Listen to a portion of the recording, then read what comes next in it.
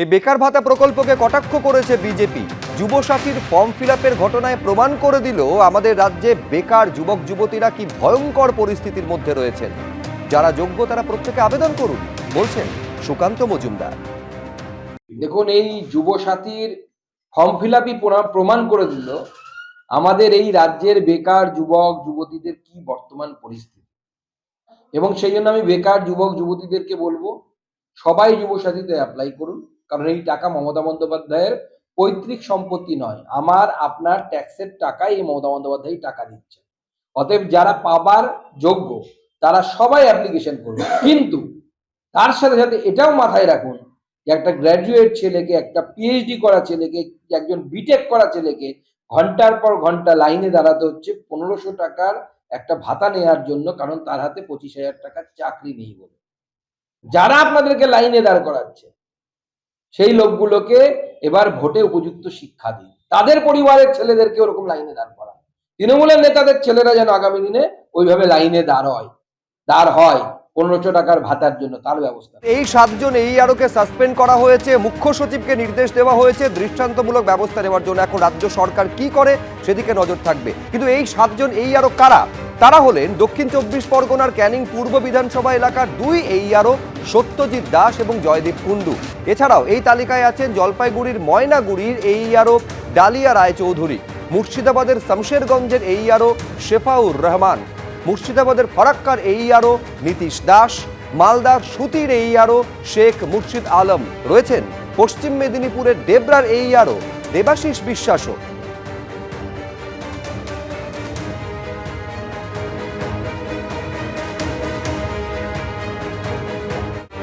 এরই মধ্যে সামনে এসেছে জাতীয় নির্বাচন কমিশনের নির্দেশিকা, যেখানে স্পষ্ট জানিয়ে দেওয়া হয়েছে যে বাংলার বাড়ির জন্য অর্থ সাহায্য সংক্রান্ত নথিকে গ্রহণ করবে না জাতীয় নির্বাচন কমিশন। সরকার প্রদত্ত জমি বা বাড়ির জন্য বরাদ্দ সার্টিফিকেট গণ্য হবে এসআইআর বলে নির্দেশ দেওয়া হয়েছে কমিশনের তরফে। প্রধানমন্ত্রী আবাস যোজনা গ্রামীণ, ইন্দিরা আবাস যোজনা প্রকল্পের ক্ষেত্রেও একই নির্দেশিকা প্রযোজ্য থাকবে। আধিকারিকদের এই নিয়ম কঠোরভাবে মানতে হবে বলে স্পষ্ট নির্দেশ দিয়েছে জাতীয় নির্বাচন কমিশন।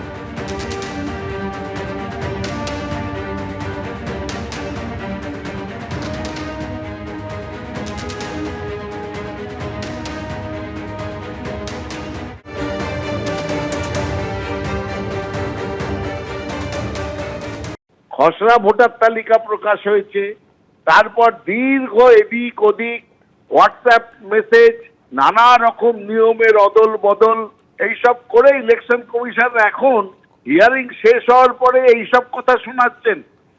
এর আগে তো শুনেছি যে অ্যাডমিট কার্ড গ্রহণযোগ্য নয়। আপনারাও জানেন সুপ্রিম কোর্টের এক থাপ্পড়ে মানতে বাধ্য হয়েছিলেন এই জ্ঞানেশ কুমার। হয়েছিলেন কিনা? বলেছিলেন আধার কার্ড আমরা মানি না, ছুঁড়ে ফেলে দিন।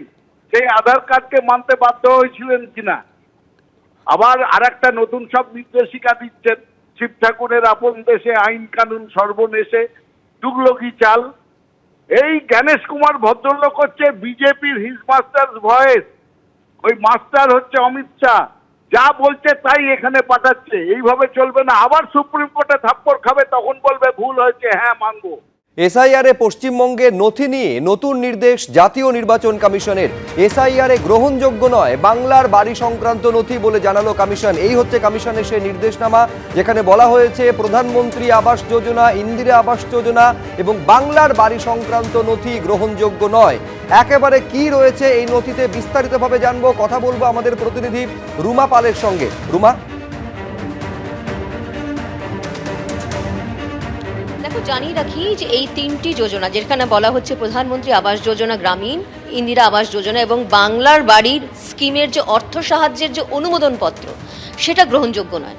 এবং এই ক্ষেত্রে কিন্তু সিও দপ্তর থেকে ইলেকশন কমিশনে ক্ল্যারিফিকেশন চাওয়া হয়েছিল, প্রশ্ন করা হয়েছিল, কারণ এরম ধরনের অভিযোগ বা এরম ধরনের এই জানার চেষ্টা করা হচ্ছিল যে এই ধরনের ভোটারও রয়েছে যাদের কাছে শুধুমাত্র এই ডকুমেন্টসই রয়েছে, সেক্ষেত্রে কিভাবে প্রযোজ্য হবে সেটা কিন্তু সিও দপ্তর থেকে ইলেকশন কমিশনে সেটা জানার চেষ্টা করা হয় এবং চিঠিও লেখা হয়। সেক্ষেত্রে দেখা যাচ্ছে যে ইলেকশন কমিশন একটা ক্ল্যারিফিকেশন দিয়েছে এবং সেখানে পরিষ্কারভাবে বলে দেওয়া হয়েছে যেখানে বাংলার বাড়ি এবং ইন্দিরা আবাস যোজনা এবং প্রধানমন্ত্রী আবাস যোজনা গ্রামীণ যেটা রয়েছে, সেক্ষেত্রে এই এক্ষেত্রে এই স্কিমের যে অর্থ সাহায্যের যে অনুমোদন পত্র সেটা কিন্তু গ্রহণযোগ্য নয়।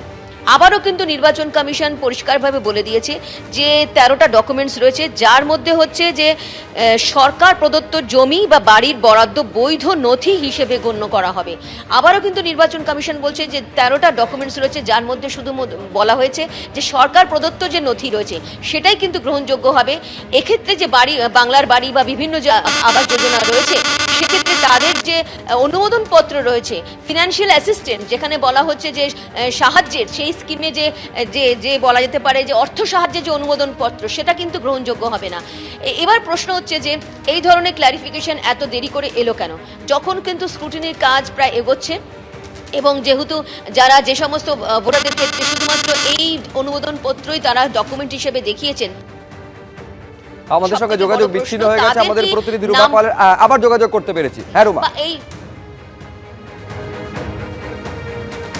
দেখো, যেটা বলছিলাম যে এই ধরনের যে ক্ল্যারিফিকেশন এসছে সেটা কিন্তু বেশ অনেক পরে এলো, এবং তাহলে যে সমস্ত ভোটাররা শুধুমাত্র এই ধরনের ডকুমেন্টসই দিয়েছে তাহলে তাদের কি হবে? তাহলে কি তাদের নাম ভোটার তালিকা থেকে বাদ যাবে? এবং স্ক্রুটিনির সময় অবশ্যই নির্বাচন কমিশন যেটা বলছে সেটাই কিন্তু সেটাই কিন্তু দেখা হবে। সেক্ষেত্রে সমস্ত যারা কর্মকর্তারা রয়েছেন, নির্বাচন যারা আধিকারিকরা রয়েছেন, সেক্ষেত্রে 13টা ডকুমেন্ট বাদে কিন্তু এই ধরনের ডকুমেন্ট কিন্তু গ্রহণযোগ্য হবে না। তাহলে যারা যারা দিয়েছেন, এবার প্রশ্ন হচ্ছে কতজন এরকম ধরনের ডকুমেন্ট দিয়েছে সেটা নির্বাচন কমিশনের তালিকা থেকে জানা যাবে। এখনো পর্যন্ত নির্বাচন কমিশন সেটা কিন্তু স্পষ্ট করেনি কতজন ভোটার এই ধরনের ডকুমেন্ট দিয়েছে। তাহলে তাদের কি হবে? তাহলে তারা কি বাদের তালিকায় থাকবে? এখন সেটাই সবথেকে বড় প্রশ্ন। বেশ, রুমা তুমি আমাদের সঙ্গে থাক। এই যে 3টি আবাস প্রকল্প, তার মধ্যে বাংলার বাড়ি রয়েছে, ইন্দিরা আবাস রয়েছে এবং প্রধানমন্ত্রী আবাস যোজনা গ্রামীণ, এই 3টি আবাস প্রকল্পের ক্ষেত্রে যে অর্থ সাহায্য সংক্রান্ত অনুমোদন পত্র বা নথি, এটাকে এসআইআর এর ডকুমেন্ট হিসেবে গ্রহণ করা হবে না বলে স্পষ্ট জানিয়ে দিল জাতীয় নির্বাচন কমিশন।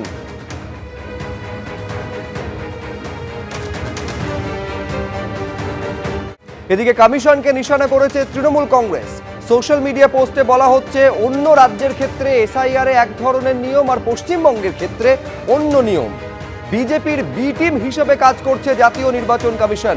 জাতীয় নির্বাচন কমিশনের একটাই লক্ষ্য, নাম বাদ দেওয়া, এই বলে আক্রমণ শানিয়েছে তৃণমূল কংগ্রেস। সুপ্রিম কোর্টের নির্দেশিকা মানছে না জাতীয় নির্বাচন কমিশন বলেও আক্রমণ। ফলে বুঝতে পারছেন একেবারে জাতীয় নির্বাচন কমিশনকে বিজেপির বি টিম বলে কটাক্ষ করেছে তৃণমূল কংগ্রেস। সোশ্যাল মিডিয়া হ্যান্ডেলে পোস্ট করা হয়েছে তৃণমূলের তরফে এই কথা বলে যে অন্য রাজ্যের ক্ষেত্রে এসআইআর এ যা নিয়ম, পশ্চিমবঙ্গের ক্ষেত্রে সম্পূর্ণ অন্য নিয়মে এগোচ্ছে জাতীয় নির্বাচন কমিশন। বিজেপির বি টিম হিসেবে কাজ করছে তারা, একটাই তাদের লক্ষ্য, নাম বাদ দেওয়া। এমনকি সুপ্রিম কোর্টের নির্দেশিকা সেটাও মানার প্রয়োজন বোধ করছে না জাতীয় নির্বাচন কমিশন। এক বন্ধনীতে রেখে বিজেপি এবং জাতীয় নির্বাচন কমিশনকে আক্রমণ শানিয়েছে তৃণমূল।